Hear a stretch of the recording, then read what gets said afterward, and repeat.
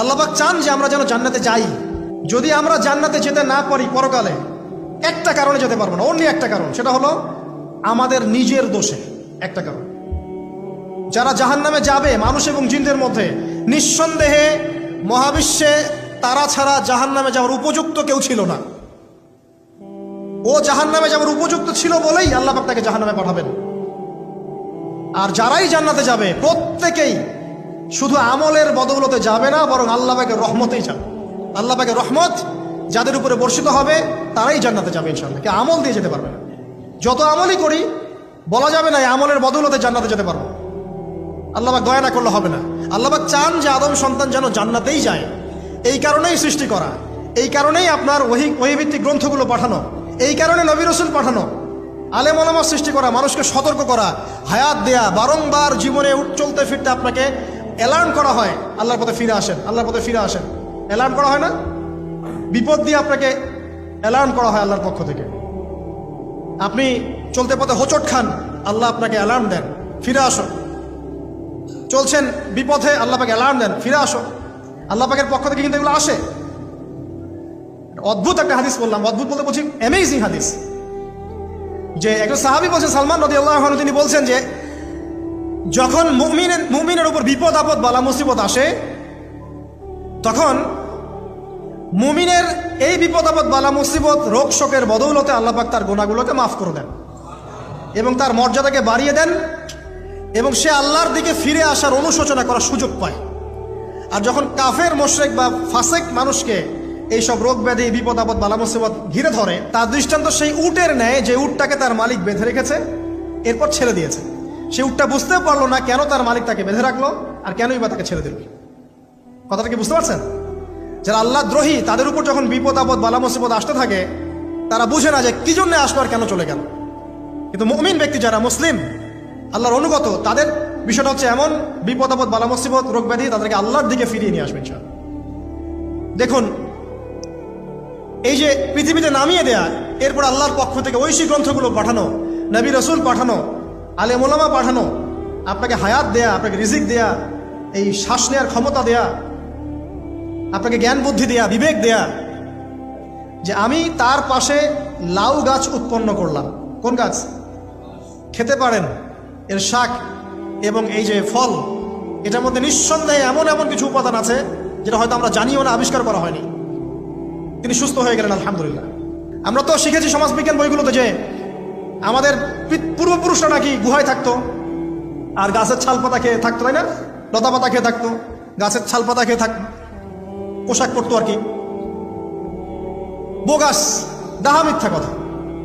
আল্লাহ রাব্বুল আলামিন সূরা বাকারা এবং সূরা আরাফ পড়ে দেখেন, আল্লাহ পাক বলছেন যে আদম আলাইহিস সালামকে আল্লাহ পাক সমস্ত নাম জ্ঞান শিক্ষা দিয়েছেন।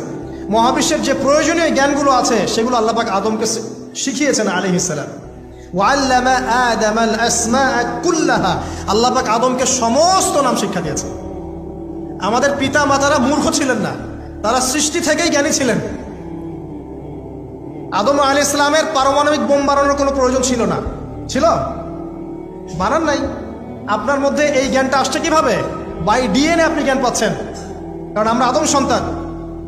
অনেক জ্ঞান আমাদের ভিতরেই আছে, এগুলো চর্চার মধ্য দিয়ে, গবেষণার মধ্য দিয়ে প্রস্ফুটিত হয় মাত্র। জ্ঞান ভিতরে আছে আমাদের পিতাকে জ্ঞানী করে পাঠানো হয়েছে। এই জ্ঞান শিক্ষা দেওয়াটা হচ্ছে আল্লাহ পাকের সবচেয়ে বড় দয়াগুলোর মধ্যে একটা।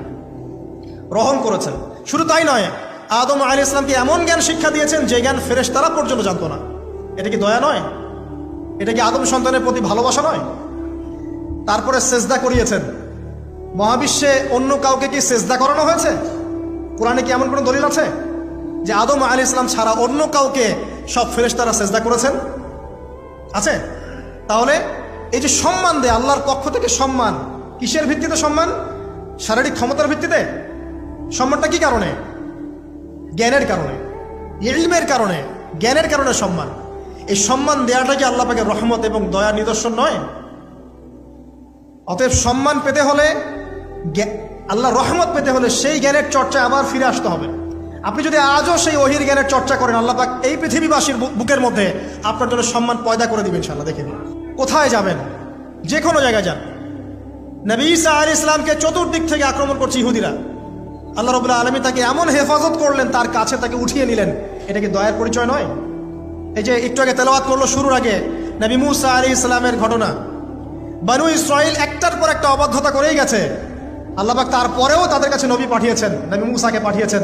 ফেরাউনের মতো জালেম শাসকের হাত থেকে বনু ইসরাইলকে আল্লাহ পাক উদ্ধার করেছেন। এটা কি দয়ার পরিচয় নয়? নবী মূসা আলাইহিস সালাম গাছের নিচে বসে আছেন, খাবার নাই, বাসস্থান নাই, কিচ্ছু নাই, বরং তার গায়ে একটা অপবাদ দেওয়া হয়েছে যে তিনি নাকি একজন মানুষকে খুন করেছেন, অথচ তার ইন্টেনশন সেটা ছিল না। তিনি একটা ঘুষি দিয়েছেন লড়াই থামানোর জন্য, ওই এক ঘুষিতেই সেই ব্যক্তি ডেড। এবার তিনি গাছের নিচে বসে দোয়া করছেন, রব্বি ইন্নী লিমা আনজালতা ইলাইয়া মিন খাইরিন ফাকির। আল্লাহ, আমি নিঃস্ব অসহায় হয়ে এখানে বসে আছি, তুমি আমার উপর তোমার যে রহমত পাঠাবে আমি তার ভিখারি হয়ে বসে আছি। দোয়া করার সাথে সাথেই ওই শুআয়ব আলাইহিস সালামের মেয়ে হেঁটে হেঁটে চলে আসলো।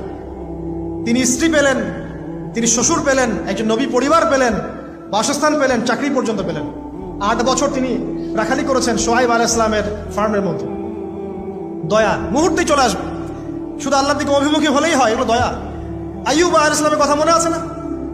দীর্ঘদিন রোগে ভুগছেন, চিকিৎসা হচ্ছে না, ভালো হচ্ছে না, শেফা হচ্ছে না।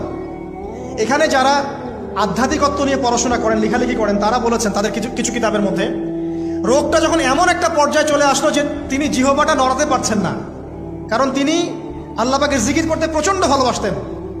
এক পর্যায়ে রোগটা এমন একটা জায়গায় চলে আসলো যে জিহ্বাটা তিনি নড়াতে কষ্ট হচ্ছে। তখন গিয়ে তিনি বলছেন, রব্বি আন্নী মাসসানি আদ-দুররু ওয়া আনতা আরহামুর রাহিমিন। হে আল্লাহ, আমাকে কষ্ট স্পর্শ করেছে, আর তুমি তো ক্ষমাকারী, রহমকারীদের মধ্যে সর্বশ্রেষ্ঠ রহমকারী। আমি জিকির করতে পর্যন্ত পারছি না, আল্লাহ আমার রোগটা শেফা দিয়ে দাও। বলার সাথে সাথে আল্লাহ রাব্বুল আলামিন প্রস্রবণ ঝর্ণা তৈরি করলেন, এখানে গোসল করো, শেফা হয়ে গেল।